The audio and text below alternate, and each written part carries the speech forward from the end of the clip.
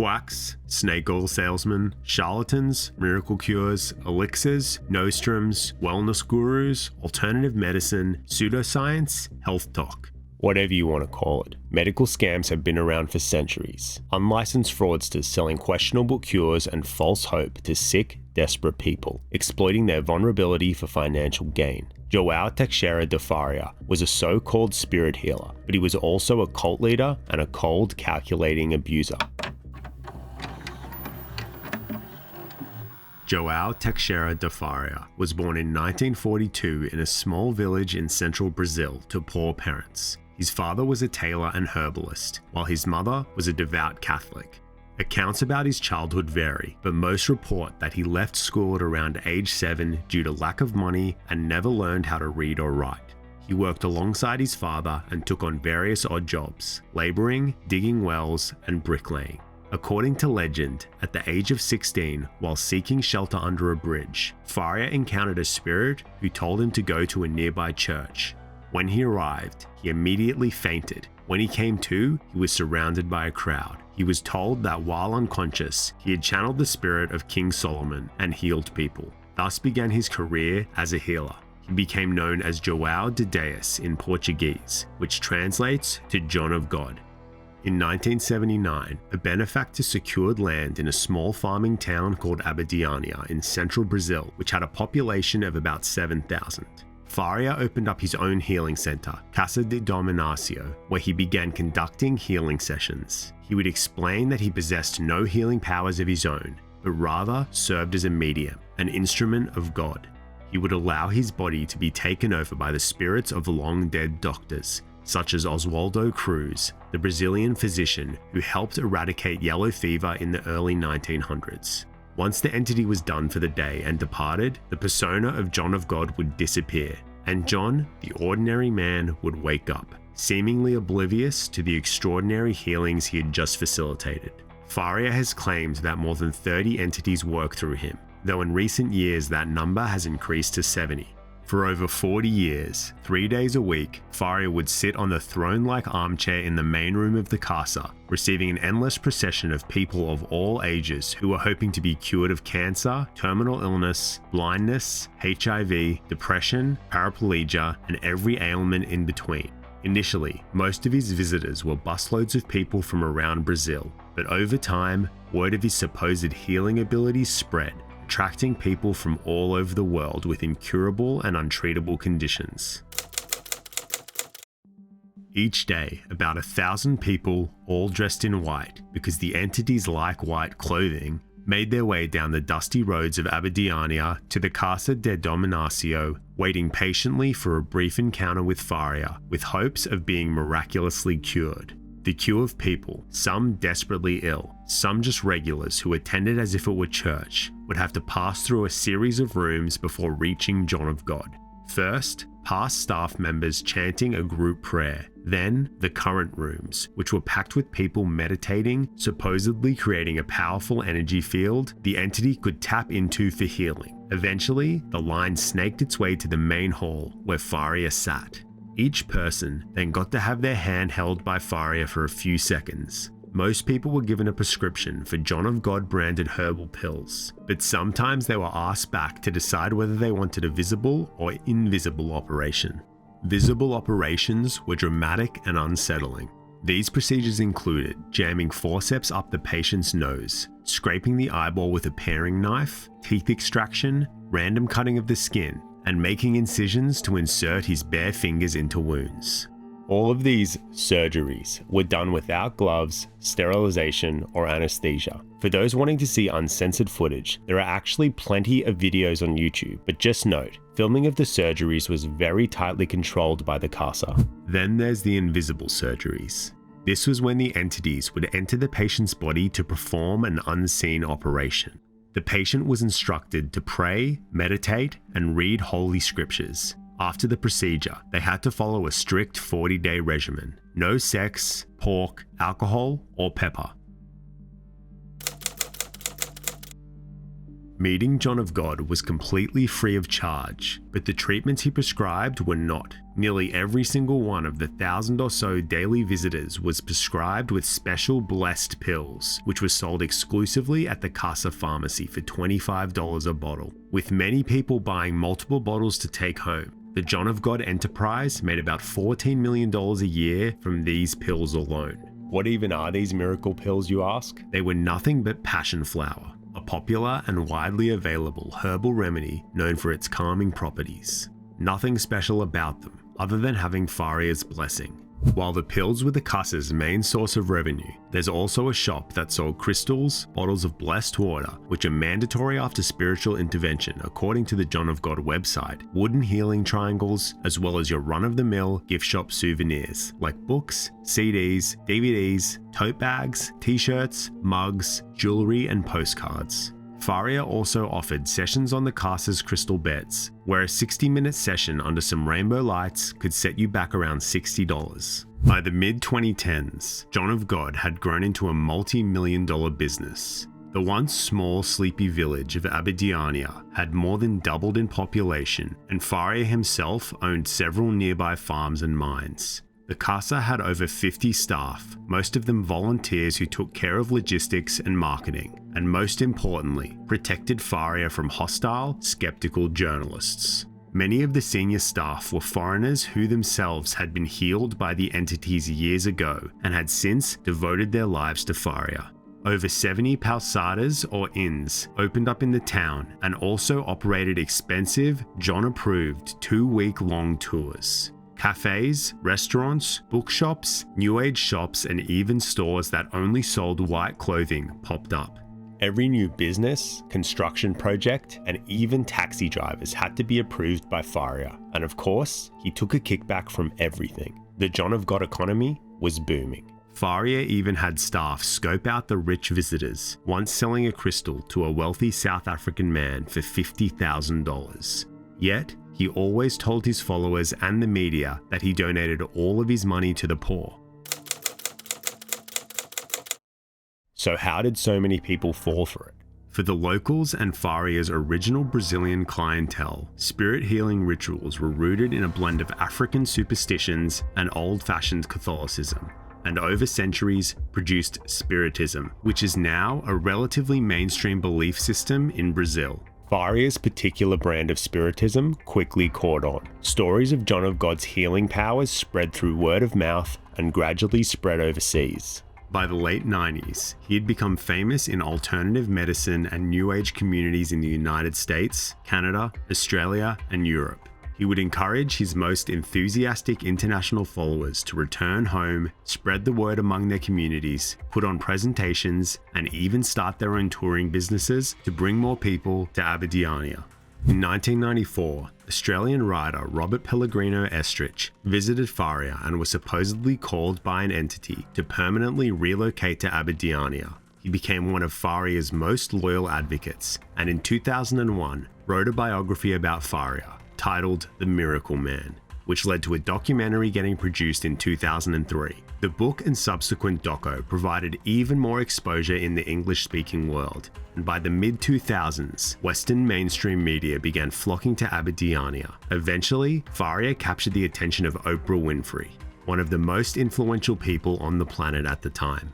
She promoted him several times in the early 2010s, featuring him in her magazine and on her shows. She had multiple guests share their positive experiences with Faria before she traveled to Abadiânia in 2013 to meet the man for herself. Oprah appeared to fully buy into his whole sham as she interviewed him and watched his surgeries with her own eyes. For anyone unfamiliar with the Oprah effect, back in the 90s, 2000s, and 2010s, any person, product, or service that Oprah endorsed instantly got a massive boost in sales and popularity. It was a very powerful marketing tool.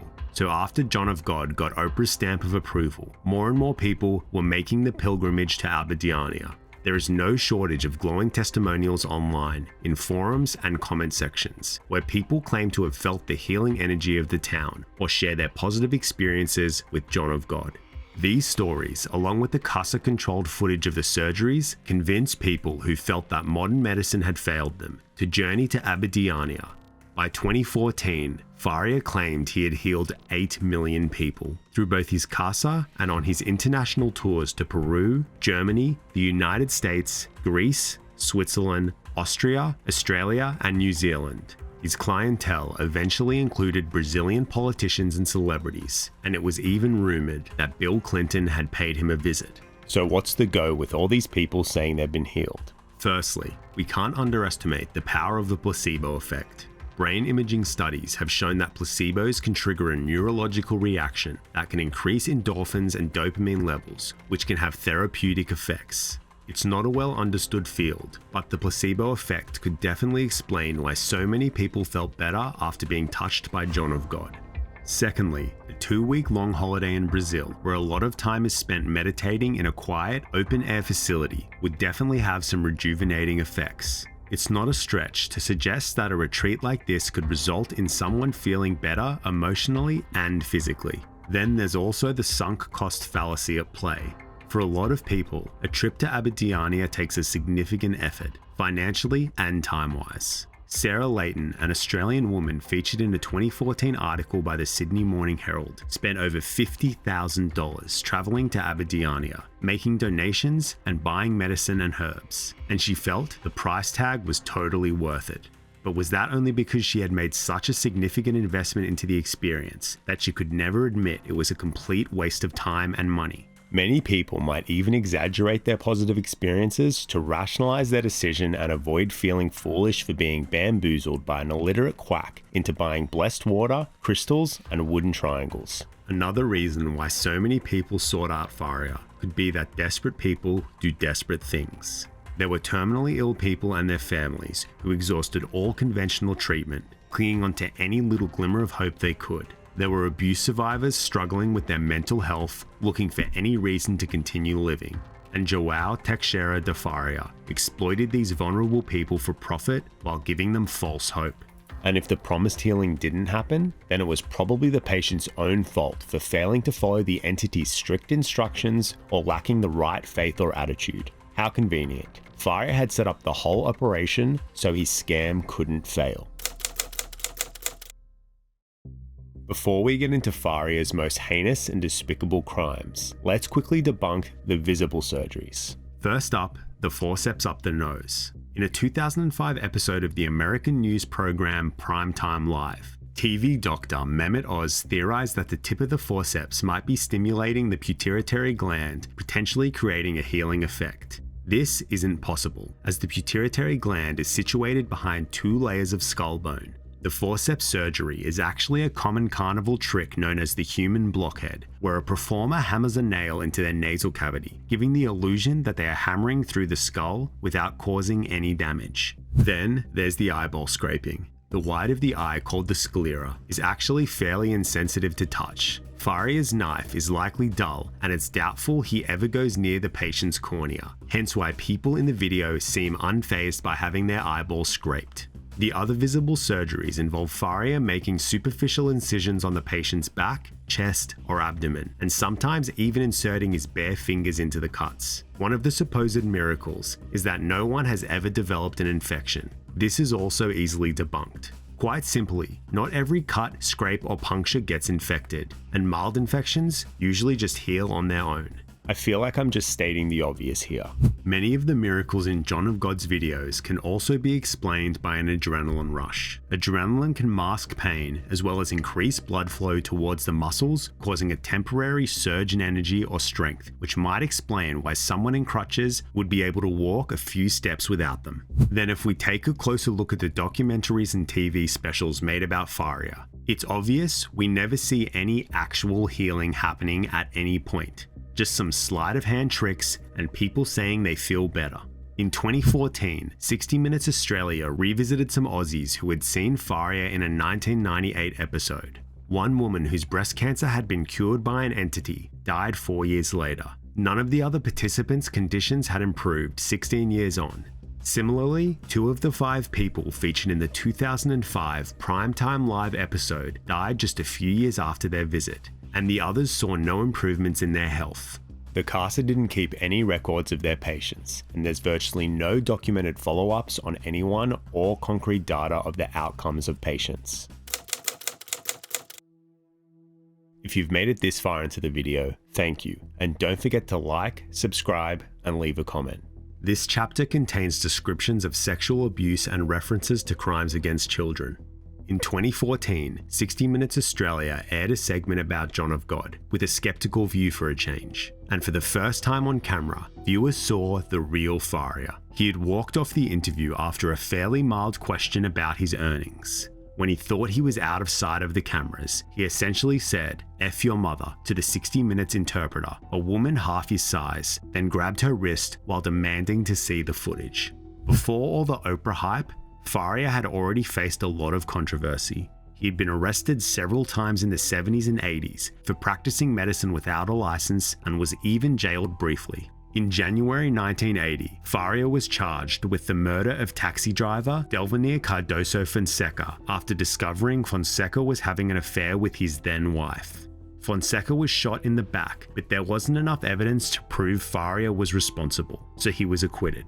Later that same year, a 16-year-old girl accused Faria of sexual assault during a healing session, but the case was dismissed. There were rumors that he sexually abused staff in the casa and had misappropriated donations meant for building a soup kitchen to renovate his own home. In 2010, during a trip to Sedona, Arizona, an American woman reported him for sexually assaulting her during a healing session, but one of Faria's associates pressured her to drop the case. Faria also fathered at least 9 children with 3 wives. In September 2015, Faria was diagnosed with stomach cancer. Turns out the entities could help everyone but their human vessel, as Faria had been relying on conventional doctors for years. An endoscopy revealed he had a tumor, and after a 10-hour surgery, the real kind, with anesthesia and gloves, and extensive chemotherapy at one of Brazil's best hospitals, he was cancer-free. It's unclear how many passion flower pills or how much blessed water was involved. On the 7th of December 2018, the story of Faria's history of sexual abuse broke on the Brazilian talk show Conversation with Biol on the Global TV network. Dutch choreographer Zahira Lenica Moose recounted her 2014 visit to Abadiânia, where she was chosen for a private consultation with Faria. "You feel special," she said. He had led her into a bathroom, forced her to touch him, and then raped her. She stayed quiet through repeated abuses because she was given special privileges around the casa and was allowed to assist in the surgeries, as she was being trained to become a medium herself. The TV special also featured 10 Brazilian women who all remained anonymous, accusing Faria of similar sexual abuses. American tour guide operator Amy Bianchi, who worked in Abadiânia, also appeared on the program to confirm that she had witnessed sexual abuse in the compound. The next day, Brazilian newspapers reported 5 more women who had come forward with their stories. The number of claims led to the state of Goiás prosecution office to set up an email and phone line to receive more reports. And in 30 hours, 200 more allegations poured in from all around Brazil and 2 other countries.